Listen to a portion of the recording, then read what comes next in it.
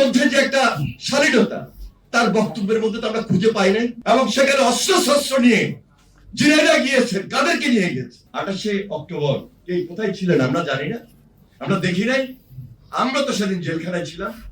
28শে October কার ভূমিকা ছিল এই দেশে? কোথায় কখন ছিল? কোন রাজনৈতিক দলের কোথায় কিভাবে ছিল? আজকে নতুন একটা মব সৃষ্টি করে নতুন একটা দাবি দাওয়া নিয়ে, যে দাবি দেওয়ার ভাষা ভিন্ন হতে পারে, দাবি দেওয়ার ভাষার মধ্যেও তো আমার শালীনতা থাকতে হবে। সেখানে প্রধানমন্ত্রী যাবেন, ভুয়া ভুয়া স্লোগান দিবেন। বাংলাদেশের রাজনীতিতে আমরা যারা ছাত্র রাজনীতি করে আজকে এখানে এসেছি, আমরা কখনো এটাকে মেনে নিতে পারি না এবং মেনে নিব না। কারণ রাজনীতির গতিতে চলবে, রাজনীতির মধ্যেও শালীনতা থাকবে, রাজনীতির মধ্যেও তো শৃঙ্খলা থাকবে। অশালীন এগুলা তো আমাদেরকে হিসাব নিকাশ আনতে হবে। আমরা দেখলাম গতকালকে ঝিনাইদহে গেলেন নাসিরউদ্দিন পাটোয়ারি। আমরা তো নির্বাচনের আগ থেকেই দেখি তার বয়স কি। রাজনীতির মধ্যে যে একটা শালীনতা তার মধ্যে কি আছে? রাজনীতির মধ্যে যে একটা শৃঙ্খলা, রাজনীতির মধ্যে যে একটা শালীনতা তার বক্তব্যের মধ্যে তো আমরা খুঁজে পাই নাই। এমন এমন কথা বলেন,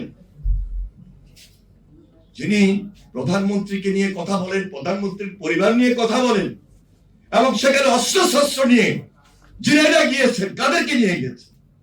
যারা একসময় এদেশের ছাত্র রাজনীতিকে কলঙ্কিত করেছিল, যারা একসময় এদেশের ছাত্র রাজনীতির ভাবমূর্তিকে নষ্ট করেছিল, কালিমা লেপন করেছিল।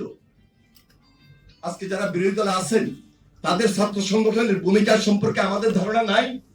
আমরা ঢাকা বিশ্ববিদ্যালয়, চট্টগ্রাম বিশ্ববিদ্যালয়, রাজশাহী বিশ্ববিদ্যালয় আমরা দেখি নাই।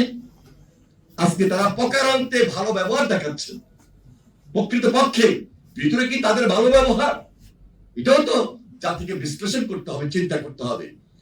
সেজন্য এখনো বলছি, সময় আছে, অনেক লম্বা সময়। এই সময় আমাদেরকে পাড়ি দিতে হবে, আমাদেরকে নদী বাঁচাতে হবে, দেশ বাঁচাতে হবে। আমরা এই বাংলাদেশকে নতুন ভাবে গড়বো, সে ওয়াদা করেছি, সে শপথ দিয়েছি। এবং সম্পৃক্ততার কাজ আমাদের তারেক রহমানের নেতৃত্বে আজকে নতুন ভাবে শুরু হয়েছে। ফ্যামিলি কার্ড নিয়ে উপহাস করেন, কৃষি কার্ড নিয়ে উপহাস করেন। সুতরাং এগুলো চিন্তা করতে হবে। দেশের জন্য তারেক রহমান কাজ করছে, এবং দেশের জন্য কাজ করতে গিয়ে আজকে পদ্মা ব্যারেজের কথা আসছে, আজকে তিস্তা ব্যারেজের কথা আসছে। এটা তো দীর্ঘদিনের দাবি, এটা আমাদের স্বার্থ, এটা আমাদের রাইট, এটা আমাদের অধিকার। সুতরাং আমি যদি আজকে তিস্তা ব্যারেজের কথা বলি, স্বাভাবিক কারণেই আমাকে নতুন করে চিন্তা করতে হচ্ছে। কারণ প্রকৃত পক্ষে তিস্তা ব্যারেজ নিয়ে যা যা কাজ হওয়ার দরকার, এই মন্ত্রণালয়ে গত 3 মাস আমি কাজ করার পর দেখছি প্রকৃত কাজটা এখনো সমাপ্ত হয় নাই, করেন নাই, পারেন নাই। আমাকে নতুন ভাবে শুরু করতে হচ্ছে তিস্তা ব্যারেজ নিয়ে। আমি তো একজন বিশেষজ্ঞ, আমি ইঞ্জিনিয়ার, আমি একজন সচেতন নাগরিক, আমি একজন সংগঠক।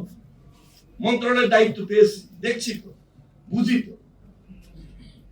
এখনো তিস্তা ব্যারেজ যে পর্যায়ে আছে, আমি বলবো যে আমাদের পানি সম্পদ মন্ত্রণালয়ের 3টা ডিপার্টমেন্ট, একটা হলো ট্রাস্টি অর্গানাইজেশন,